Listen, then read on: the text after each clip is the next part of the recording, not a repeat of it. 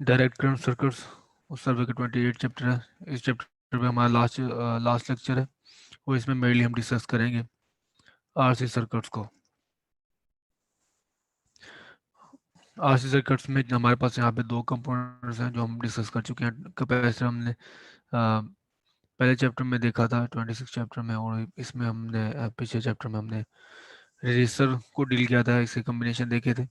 तो RC circuit हमारे पास कुछ इस तरह से दिखता है जैसे ये फिग में शो है। इस पे हम चार्जिंग डिस्कस करेंगे। अगर आप कैपेसिटर को चार्ज कर रहे हो तो उसके लिए क्या आपके पास मैथमेटिक्स है, और फिर हम डिस्चार्जिंग की तरफ जाएंगे और देखेंगे कि उसके लिए हमारे पास क्या मैथमेटिक्स है। ये हमारे पास चार्जिंग का सर्किट है और ये हमारे पास है डिस्चार्जिंग के लिए।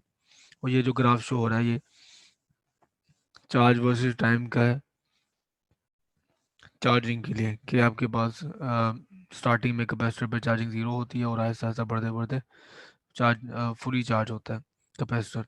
और ये करंट के लिए है कि जिस तरह कैपेसिटर चार्ज होता चला जाता है तो उसमें करंट जो है सर्किट में डिक्रीज होता चला जाता है। तो इन दो चीज़ों को हम देखेंगे, चार्जिंग और डिस्चार्जिंग को। आरसी सर्किट्स, और इसको पहले डिफाइन कर लें हम। A circuit with direct current containing a series combination of resistor and capacitor। तो हमारे पास दो इसमें बातें की गई हैं। एक बात यह है कि जो आपके पास सोर्स ऑफ एनर्जी है, जो बैटरी है, वो आपको प्रोवाइड कर रहा है डायरेक्ट करंट। तो सर्किट में डायरेक्ट करंट है। और दूसरा हमारे पास है कि जो कैपेसिटर और रेजिस्टर कनेक्ट होंगे सीरीज में होंगे, ठीक है। इनको हम आरसी सर्किट्स कहेंगे।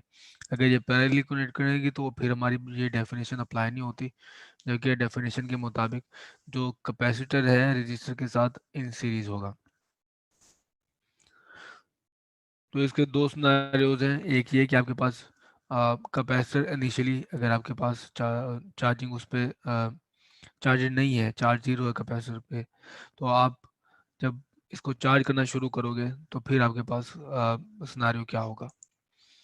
तो सर्किट को इस तरह से आपके पास बन जाएगा। ये स्विच यहाँ से क्लोज हो जाएगा, ये स्विच है, ये क्लोज हो गया, और ये एकदम आपके पास बैटरी जो है कैपेसिटर को चार्ज करना शुरू कर देगी। तो अब आप इसके लिए इक्वेशन लिख सकते हैं। मैंने स्टार्ट किया लेयर से, यहाँ से स्टार्ट करने के बाद अगर आप बैटरी के नेगेटिव टर्मिनल से पॉजिटिव तक आएंगे तो आपके पास पॉजिटिव वैल्यू ईएमएफ की, और आप इस प्लेट से जो पॉजिटिव प्लेट है, क्योंकि ये पॉजिटिव टर्मिनल से अटैच्ड है, नेगेटिव नेगेटिव प्लेट पे आएंगे तो आपके पास ये ड्रॉप होगा पोटेंशियल। याद करें कि आपके पास जो पोटेंशियल है Q is equal to C V इस फार्मूला से, ठीक। तो आप V को निकालना है, V को एक्सट्रैक्ट करने के लिए Q डिवाइड बाई C करोगे, और आप पॉजिटिव प्लेट से स्टार्ट हुए हो और एंड अप हुए हो आप नेगेटिव प्लेट पे, तो ये माइनस Q और C आ गया।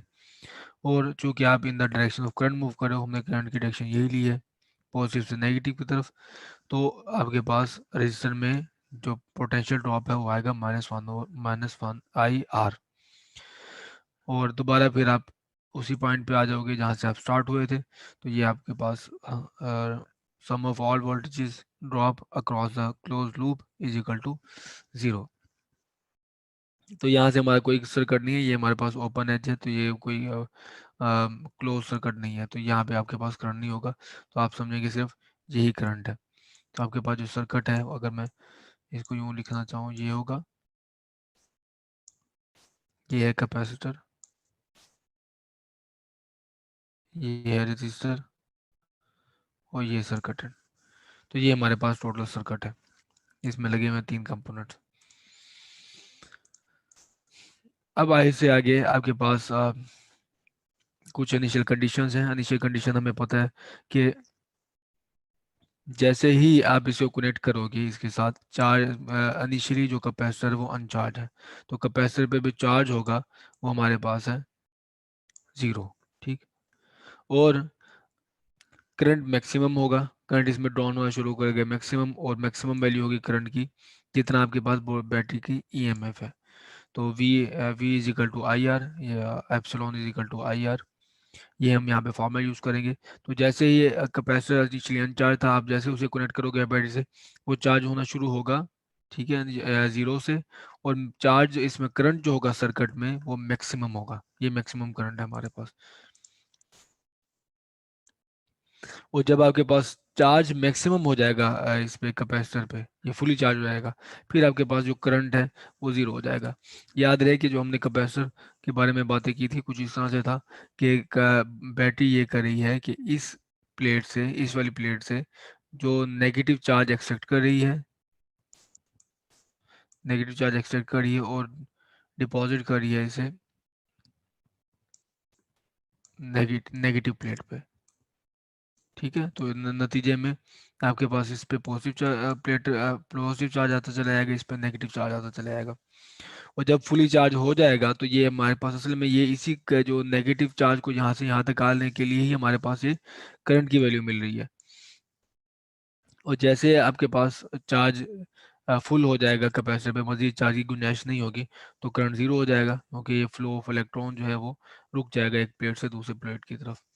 इनिशियली मैक्सिमम होगा, क्योंकि पोटेंशियल डिफरेंस जो है प्लेट्स के दरमियान में वो ज़ीरो होगा।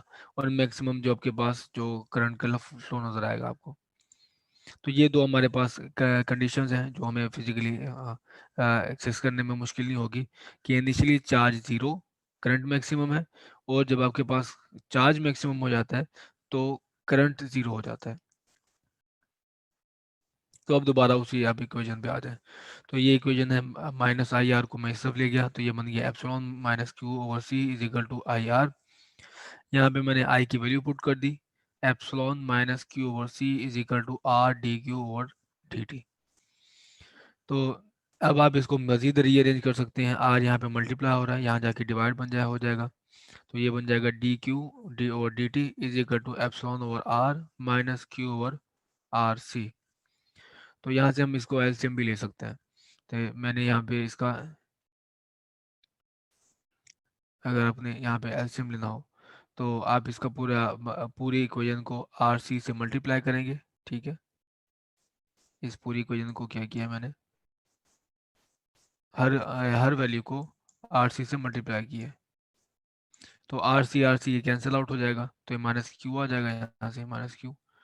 और आर सी जब इस वाली टर्म से मल्टीप्लाई होगा तो आर कैंसिल हो जाएगा और यहाँ बन जाएगा एप्सिलॉन सी। ठीक, एप्सिलॉन सी। तो यहाँ से हमारे पास एक्चुअली इक्वेशन क्या आएगी, वो ये आएगी,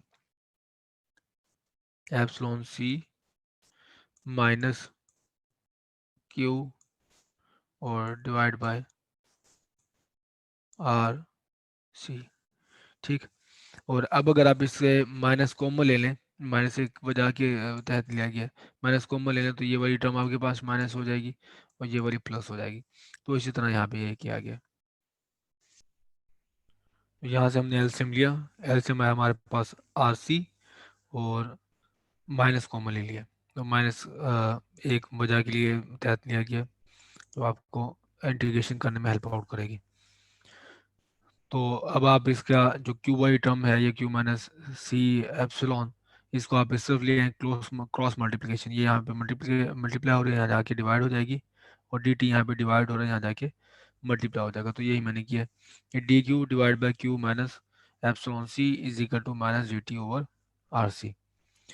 अब हम इसे इंटीग्रेट करेंगे, क्योंकि इनिशियल टाइम जब हमने कंसिडर किया है टाइम ज़ीरो पे, जब हमने स्विच को ऑन किया है उस वक्त चार्ज ज़ीरो है सर्किट पे, कैपेसिटर पे चार्ज इनिशियली ज़ीरो है। तो हम इसको ज़ीरो से इंटीग्रेट करेंगे और अप टू जाएंगे किसी भी चार्ज क्यू तक, मैक्सिमम नहीं किसी भी चार्ज क्यू तक हम जाएंगे, ताकि हमें इसकी पूरी किसी भी टाइम के लिए हमें इसके लिए चार्ज मिल सके। तो अब अगर आप इसको इंटीग्रेट करोगे तो ये हमारे पास आएगी, ये नीचे हमारे पास जो वैल्यू है वो क्यू माइनस सी एप्सिलॉन, और ऊपर डी क्यू है, इसकी इंटीग्रेशन हमारे पास होती है Q minus C epsilon divide by minus C epsilon. और ये सिंपल इंटीग्रेशन है, आर सी इसमें कांस्टेंट है, आर भी कांस्टेंट है, सी भी कांस्टेंट है। तो आप इसको इंटीग्रेट करोगे सिंपली आपके पास टी आएगा।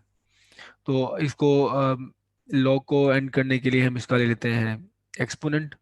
तो यहाँ पे इसका इस टर्म का एक्सपोनेंट लोगे तो ये लॉग और ये कैंसिल आउट हो जाएगा, और ये वैल्यू जाएगी हमारी एक्सपोनेंट में चली जाएगी।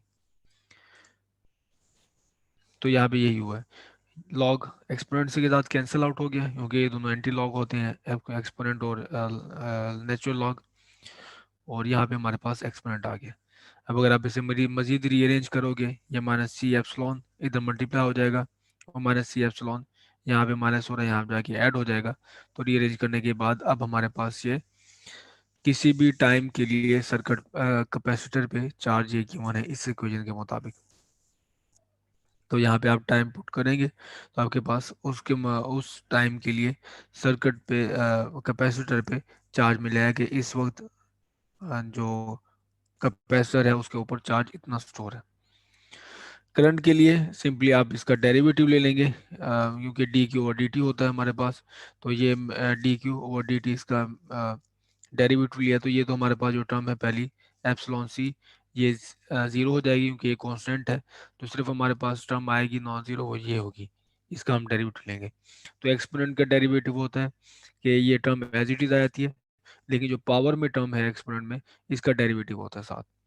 तो इसका डेरिवेटिव होगा पावर में जो टर्म है वो होगी minus one over R C, और साथ हमारे पास सी एप्सिलॉन भी मल्टीप्लाई हो रहा है, तो एप्सिलॉन सी को भी मल्टीप्लाई कर लें।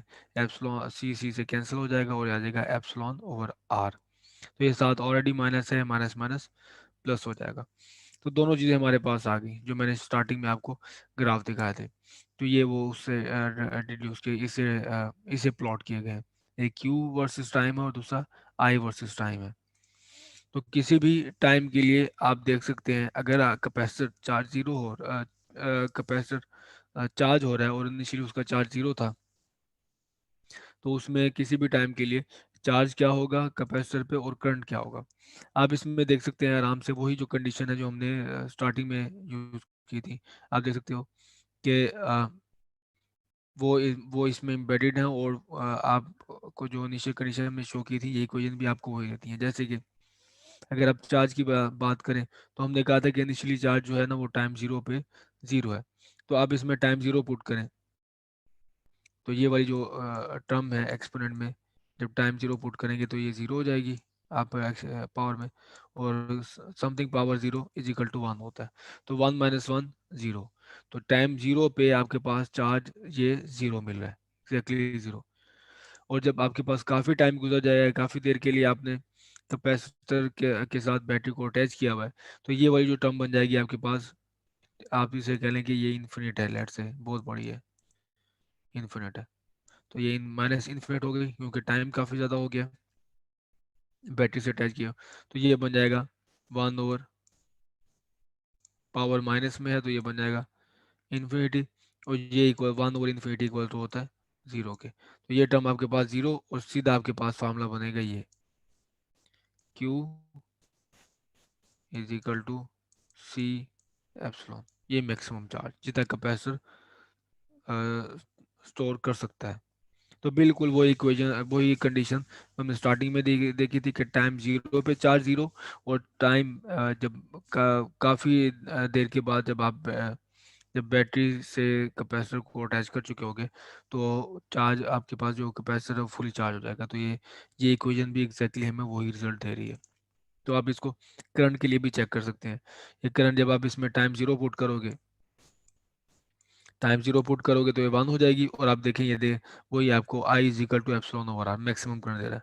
और जब आप इसमें जो टाइम है वो अप्रोचेस टू इन्फिनिटी पुट करोगे, तो आपके पास यहाँ करंट जीरो आएगा।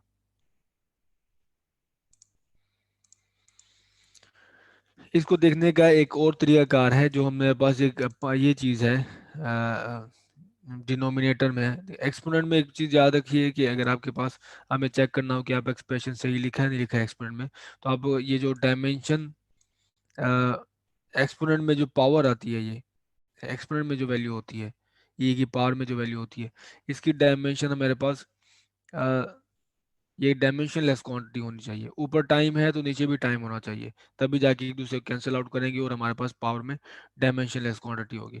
तो इससे आप जो यूनिट भी यूज कर सकते हो कि ऊपर वाली क्वांटिटी की हमारे पास यहाँ पे अगर यूनिट्स टाइम की है, तो नीचे वाली क्वांटिटी के भी यूनिट्स टाइम में होने चाहिए या फिर हैं, अगर हमारी वैल्यूज सही हैं तो ये जो आर सी है इसको हम कहते हैं टाइम कांस्टेंट,